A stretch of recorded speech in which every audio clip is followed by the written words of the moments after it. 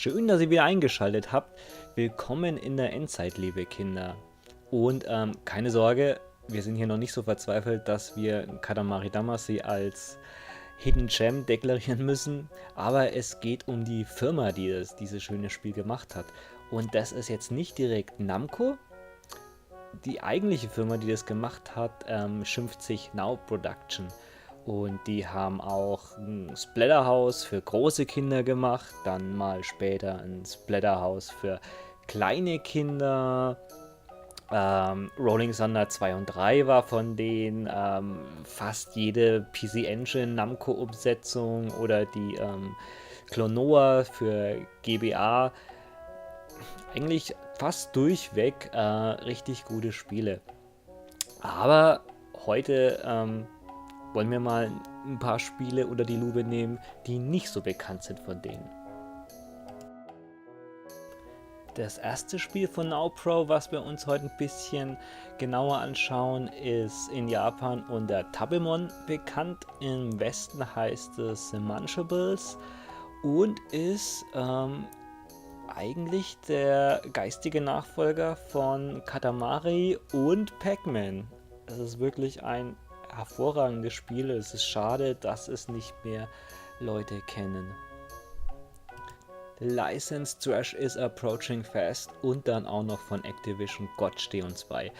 Glücklicherweise hatte auch hier NowPro seine Finger im Spiel und rausgekommen bei Transformers Prime für die Wii U ist ein grundsolider Action-Titel. Und das letzte Spiel, was ich euch zeigen möchte, nennt sich Ikusagami von Genki gepublished. Das schlägt so in die Riege von Musou Dynasty Warriors, aber mit noch so ein bisschen Pikmin drin. Ich verrate schon mal so viel. Also, es ist eines der technisch beeindruckendsten PS2-Spiele, die ich kenne. Dann lasst uns loslegen.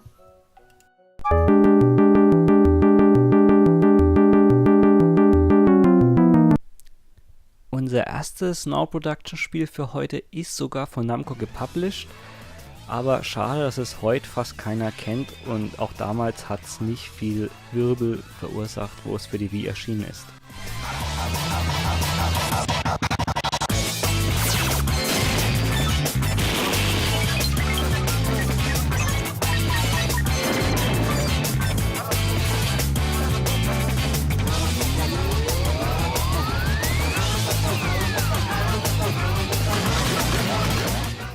Crazy Shit. Das Intro zeigt schon ungefähr, wo die Reise bei The Munchables hingeht. Das ist in Japan unter Tabemon bekannt und das ist auch so eine Namenszusammenstellung wie bei Pokémon, nur dass das keine Taschenmonster sind. Tabe heißt Essen, also sind das die Essmonster. Gemeine, widerwärtige Aliens haben alles Obst, Gemüse, Süßigkeiten, alles Essbare besessen und zum Leben erweckt und jetzt bleibt bei euch nichts anderes übrig als Essmonster, denen zu zeigen, wo der Hammer hängt und ja, den Planeten wieder zurück zu erobern mit eurer größten Waffe, euren Hunger. Ganz so einfach ist es aber auch nicht, denn ihr könnt nämlich nur Feinde mampfen, die kleiner oder gleich eures Levels sind. Ihr steigt aber ganz einfach Levels auf. Je mehr du esst, desto größer werdet ihr und ihr werdet wirklich gigantisch groß. Diese Formel bekommt euch bekannt vor?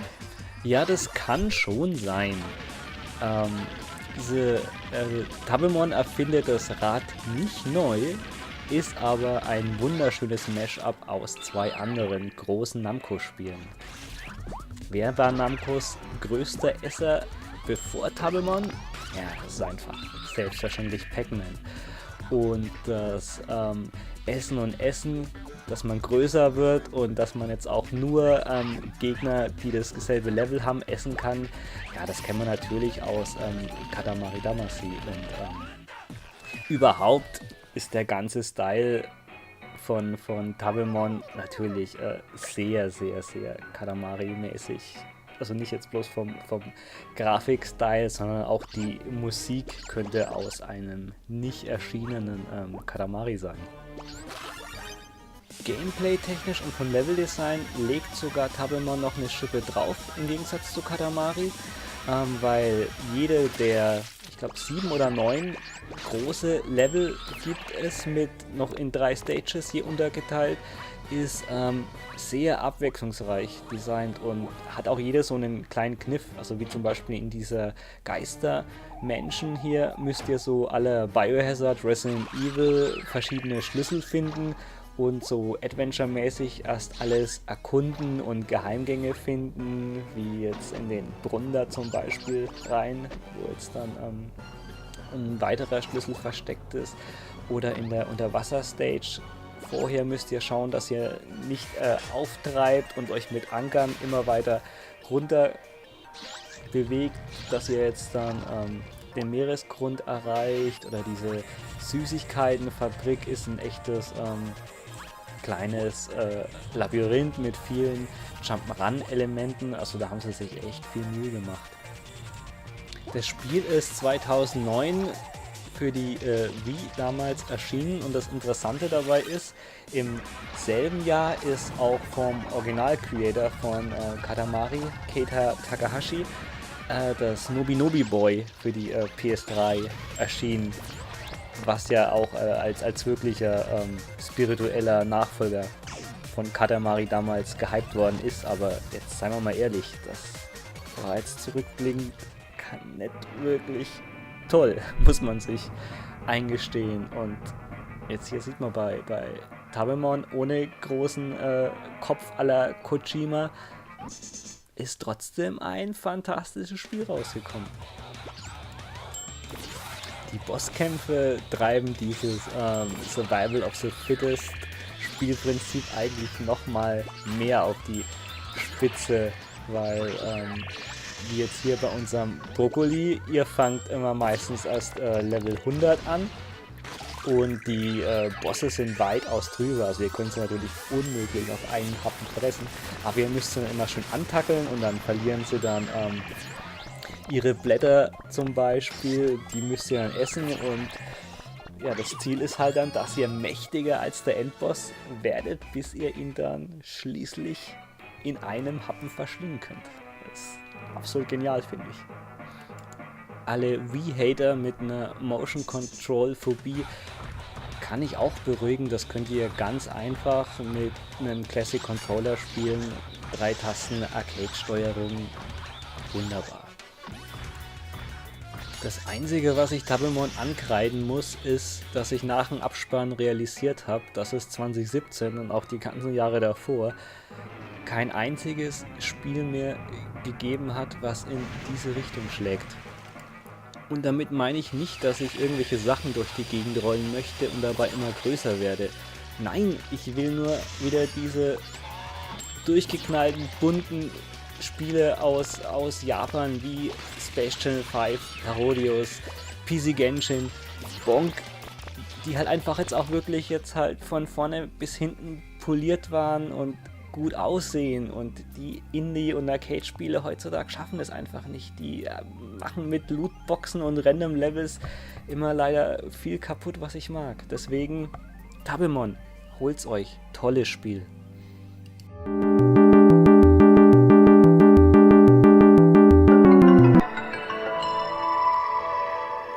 Ja, der Wahnsinn. Soviel ich weiß, ist das das einzige Spiel, was ein richtiges Now Production Intro-Logo hat. Ja, gepublished von Activision, um Himmels Willen, ihr seht's. Sieht es auch wieder aus wie der allergrößte Lizenzschrott. Aber wenn da eine gute Firma hintersteht, wurden wir da schon das ein oder andere besser belehrt, und inzwischen wisst ihr es, glaube ich, auch, dass ich einen Sweet Spot für solche Lizenzspiele habe, die dann auf den zweiten Blick ganz vernünftig sind. Ja, wir reden um Transformers Prime, was für die Wii und für die Wii erschienen ist, und hey, das erste Spiel, was ich auch in HDMI aufnehme. I've I've had enough of your interference, Optimus. You know I'm going to stop you, Megatron. I know you're gonna try. Wie so oft habe ich auch hier nicht wirkliches Know-how vom Franchise, aber ich muss zugeben, das Production Value stimmt. Es kommt schon richtig schöne Samstagmorgen Cartoon-Unterhaltung zustande. Aber dafür sind wir heute natürlich nicht da, sondern weil wir ein schönes, schnörkelloses Actionspiel ohne viel Schnickschnack wollen. Und da macht Transformers Prime wirklich nicht falsch. Im Herzen ist es erstmal ein 3D-Brawler, erinnert mich vom Gameplay ein bisschen an God Hand, aber da will ich mich jetzt auch nicht zu weit aus dem Fenster lehnen. Halt einfach, ihr habt ein Level, was man ein bisschen erkunden kann. Hier und da sind Extras versteckt, aber man kloppt eigentlich bloß Feinde. Als Abwechslung gibt es dann sogar alle paar Levels mal so ein kleines Racing-Level, was jetzt hier auf den ersten Blick wahrscheinlich echt vernünftig ausschaut. Also so schön actionreich mit Ballern, so ein bisschen Chase HQ mäßig, aber muss euch leider vorwarnen, was sie hier extrem verbockt haben, ist, dass das auf der Wii U nur mit ja, so einer 3-Achsen-Steuerung geht, wo ihr das Gamepad neigen müsst. Zum Glück ist es nicht so schwer, aber ja, hätte man sich auch sparen können. In den normalen Levels habt ihr auch jederzeit die Möglichkeit, euch in ein Fahrzeug zu verwandeln. Das ist dann so ähnlich wie ein Dash-Move und das funktioniert wesentlich besser. Ich kenne jetzt noch nicht das wie heißt das von Platinum Games? Transformers Devastator, glaube ich. Das habe ich noch nicht gespielt. Kam danach raus. Wird aber, glaube ich, so einen ähnlichen Ansatz haben. Aber, also wenn ich jetzt das bloß so mit den anderen Platinum Games vergleiche, die ich jetzt sehr gut kenne, ist das schon so ein bisschen gemächlicher von der Action und von den Kombos. Das meine ich jetzt aber gar nicht so negativ, weil es gibt zum ersten wirklich viele verschiedene Transformers, die dann auch unterschiedliche Kombos und Schusswaffen haben und ja, ich weiß nicht, das ist vielleicht so in der Klasse, wenn ich das jetzt mit irgendwie so einem 16-Bit Mega Drive Spiel vergleichen muss, sowas wie Dick Tracy oder Moonwalker Spiele, die halt auch belächelt wurden, wo sie rausgekommen sind, aber eigentlich ja nicht wirklich was falsch machen. Naja, hier und da sieht man jetzt aber dann schon, dass jetzt mehr Luft nach oben wäre. Jetzt dieses Canyon-Level habt ihr jetzt vorher auch schon mal jetzt gesehen, das sind halt dieselben Assets, schon anderes Level-Design, aber gut, das ist jetzt halt eigentlich bloß in der Nacht und es gibt neue Feinde, da fühlt man schon so ein bisschen das Recycling. So der halbgare 4-Player-Versus-Mode entschuldigt das leider jetzt auch nicht. Es ist zwar jetzt auch nett, dass ihr die ganzen Decepticons freispielen könnt und jetzt dann auch so mit Starscream zum Beispiel rumfliegt, aber ja, es sind halt leider jetzt auch bloß auf Couch-Koop für 2 Leute ausgelegt, Splitscreen und in spielerische Powerstone-Regionen kommen wir da auch nicht. Die Bosse fühlen sich für so eine Art Spiel auch ziemlich ungewöhnlich an, weil die Decepticons haben fast dasselbe Moveset wie ihr und es fühlt sich dann eher so an wie ein Street Fighter oder ein Tekken, wo ihr dann auch viel auf Kontern und Blocken und die Schwächen der Gegner ausnutzen müsst. Und trotzdem ist es jetzt halt auch vielleicht gerade deswegen, wenn man jetzt mal nicht Bock jetzt hat, die komplexen Moves von einem Vanquish oder einem Ninja Gaiden wieder zu erlernen, für zwischendurch echt ein kleines, nettes, solides Spiel. Gerade für Leute, die alles kennen, so wie uns. I am Optimus Prime, and I send this message to every Decepticon who would bring war and tyranny to Earth.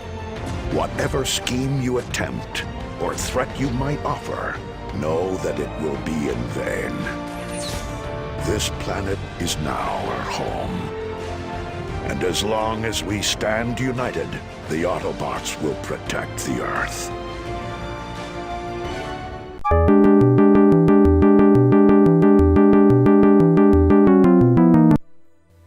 So viel sei schon mal verraten, das ganz nette Intro von Ikusagami ist auch Programm im Rest vom Spiel.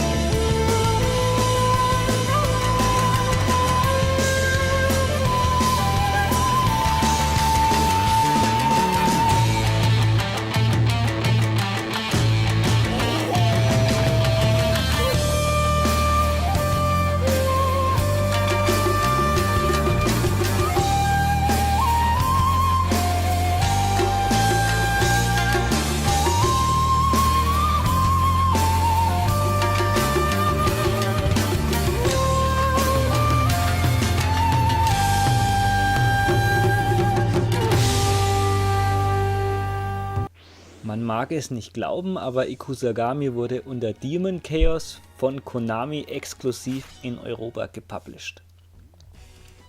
Now Production versucht sich hier das erste Mal im Dynasty Warrior Genre, also One Against Many, und Many heißt hier jetzt auch wirklich Many. Also ich habe keine Ahnung, wie die das auf der PS2 geschafft haben, aber ich kenne auch aktuell auf PS4 oder Xbox One kein Actionspiel, wo gleichzeitig mehr los ist. Das ist einfach echt komplett unglaublich, was die da auf den Bildschirm gezaubert haben. Also da schnetzelt man sich jetzt halt nicht durch mal 100 oder 200 Gegner. Ihr seht den Counter, da habt ihr nach 20 Sekunden 1000 Gegner platt gemacht und es stehen immer noch überall welche außenrum. War es Dead Rising 3 oder 4 von Capcom? Die haben, glaube ich, damit Werbung gemacht, dass über 20.000 Gegner gleichzeitig bekämpft werden können. Also hier sind es bis zu 65.000, also echt kein Scheiß. Das ist Magie. Auf einer ranzigen PS2 halt. Ihr müsst nur mal auf die Karte schauen, wie viele ameisenartigen Punkte sich da rumtummeln. Es ist auch sehr hilfreich, dass es mit einer der Schultertasten könnt ihr auch das ganze Geschehen nochmal wegzoomen, weil sonst blickt ihr wirklich echt sehr wenig. Also der englische Name Demon Chaos ist sehr gut gewählt. Hell yeah, hier geht der Teufel ab. 2000, 3000 Kills. Wer bietet mehr? Was aber schön ist bei Ikusagami ist, dass es sich nicht ganz auf diese Chaos-Action alleine verlässt, sondern das Ganze auch noch mit einer anderen taktischen Note verfeinert. Und zwar hat da Now Production noch so eine gewisse taktische Note mit reingebracht. Erinnert doch sehr an Pikmin. Und zwar seid ihr eigentlich im Kampf schon komplett auf euch gestellt, im Gegensatz zu Pikmin. Aber die freundlichen Armeen sind da, um jetzt dann solche Tore niederzureißen oder solche Kristalle, die ähnlich wirken wie die Portale bei Gauntlet, wo dann immer unendliche Monster spawnen. Und solche Kristalle oder Tore könnt ihr nicht zerstören, da braucht ihr die Einheiten. Ein ganz wichtiges Schlüsselelement von Gameplay sind diese Säulen, wo ich jetzt hier gerade eine Feuersäule zum Beispiel gebaut habe. Mit denen machen nämlich eure Einheiten solche Hindernisse wesentlich schneller platt und ihr bekommt auch zusätzlich dann noch eure Special-Energieleiste aufgefüllt.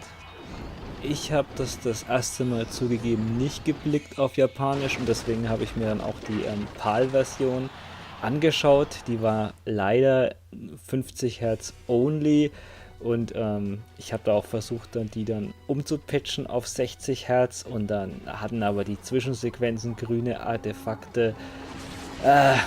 Bleibt lieber bei der japanischen. Wie beim großen Koei-Vorbild auch sind in der Stage auch viele Töpfe und Truhen versteckt, wo ihr dann neue Waffen findet. Es gibt 99 Stück, also ihr müsst nicht die ganze Zeit mit einem Schwert euch rumschlagen. Das gibt genauso Äxte und Hammer oder Dual-Wielding Waffen, wo ihr dann auch neue Special Moves habt oder auch dann viel schneller laufen könnt. Also gibt es viel für die Langzeitmotivation. Größtes Problem ist, so innovativ und cool sich es halt eigentlich auch anhört, ist dieser Pikmin-Strategie-Aspekt und der stört halt leider schon in den späteren Stages den Spielfluss sehr, weil eure Einheiten, die ihr auch jederzeit, ich glaube mit L2, hinter euch herlaufen lassen könnt, und auch mit simplen Befehlen zum nächsten Kristall schicken könnt, sind so elendig langsam. Also schaut euch das mal an. Das macht eigentlich keinen Spaß, weil ihr in der Zeit wieder 2000 Gegner schlachten könntet. Die meisten Level lassen schon sehr viel strategische Manöver zu, wie jetzt dann Gegner, die euch von hinten flanken und die Truppen dann einen Kaiser oder irgendwas beschützen können, aber es funktioniert halt nicht so, wie man das jetzt sich gerne vorstellt. Und am Ende macht man dann eigentlich bloß die Drecksarbeit und beschützt alle selber. Schade. Was auch nervt, ist die KI. Gut, man kann jetzt nicht erwarten, dass wenn man gegen 2000 Gegner gleichzeitig kämpft, die alle super intelligent sind, aber jetzt hier gerade bei so einem Endboss, Zwischenboss, der macht eigentlich jetzt gar nichts. Er versucht meine Truppen anzugreifen und ich kann ihn einfach hinten in den Rücken hauen, bis er platt ist. Ja, das hätte mir Spaß machen können. So eine rechte Kaufempfehlung mag ich euch aber bei Ikusagami nicht geben. Also das Kombosystem wird zu schnell eintönig, die Bosse sind dumm wie Stroh und das Pikmin-Strategieelement greift nicht so ineinander, wie man sich's gerne gewünscht hätte. Aber trotzdem ist es verdammt beeindruckend, was der Now Production als unbekanntere Firma hier gezaubert hat auf einer fast 20 Jahren alten Konsole und wer den ganzen Dynasty Warriors mit ihren Anime-Spin-Offs müde ist, wird vielleicht hier glücklich. In dem Sinn, wir sehen uns. Hardcore to the Core.